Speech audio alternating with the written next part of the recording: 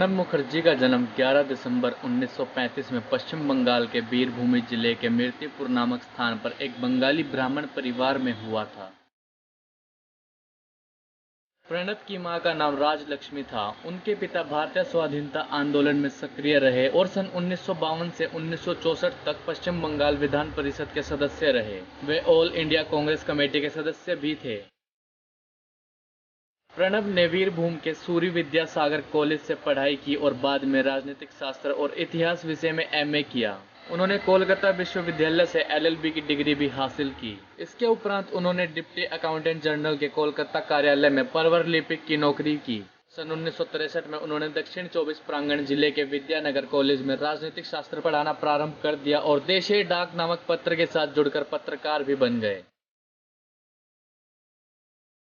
राजनीतिक जीवन।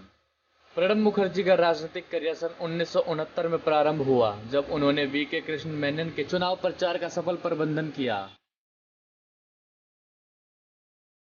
तत्कालीन प्रधानमंत्री इंदिरा गांधी ने उनकी प्रतिभा को पहचाना और उन्हें भारतीय राष्ट्रीय कांग्रेस में शामिल कर जुलाई 1969 में राज्यसभा का सदस्य बना दिया।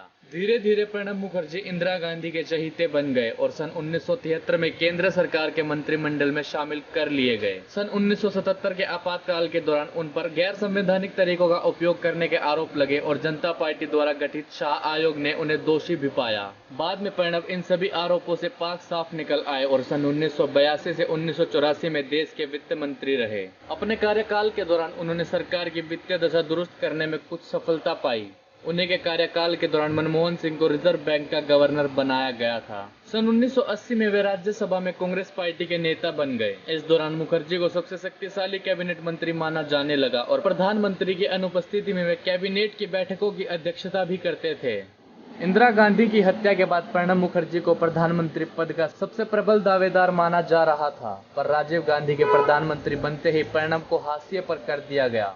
ऐसा माना जाता था कि वे राजीव गांधी के समर्थक मंडली के षड्यंत्र का शिकार हुए, जिसके बाद उन्हें मंत्रिमंडल में भी शामिल नहीं किया गया।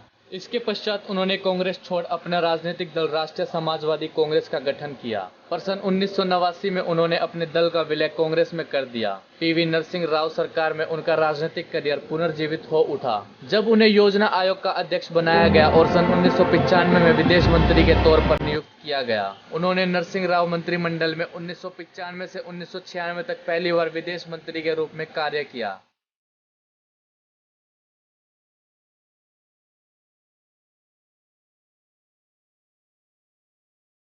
सन 1997 में प्रणब को उत्कृष्ट सांसद चुना गया। प्रणब मुखर्जी को गांधी परिवार का वफादार माना जाता है और सोनिया गांधी को कांग्रेस पार्टी का अध्यक्ष बनवाने में उनकी महत्वपूर्ण भूमिका रही थी। सन 1998 में जब सोनिया गांधी कांग्रेस की अध्यक्ष चुनी गई, तब उन्हें पार्टी का महासचिव बनाया गया।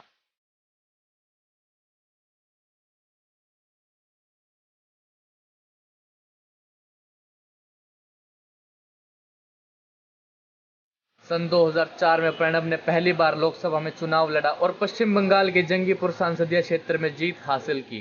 वे लोकसभा पार्टी के नेता चुने गए और ऐसा माना जा रहा था कि सोनिया गांधी के इनकार के बाद उन्हें ही प्रधानमंत्री बनाया जाएगा, पर अटकलों के बीच मनमोहन सिंह को प्रधानमंत्री बनाया गया। सन 2004 से लेकर 2012 में राष्ट्रपति बनने तक प्रणब मुखर्जी यूपीए गठबंधन सरकार में कई महत्वपूर्ण भूमिकाओं में नजर आए। इस दौरान वे देश के रक्षा, वित्त और विदेश मंत्री रहे। इस दौरान मुखर्जी कांग्रेस से सांसद दल और कांग्रेस विधान दल के मुखिया भी रहे।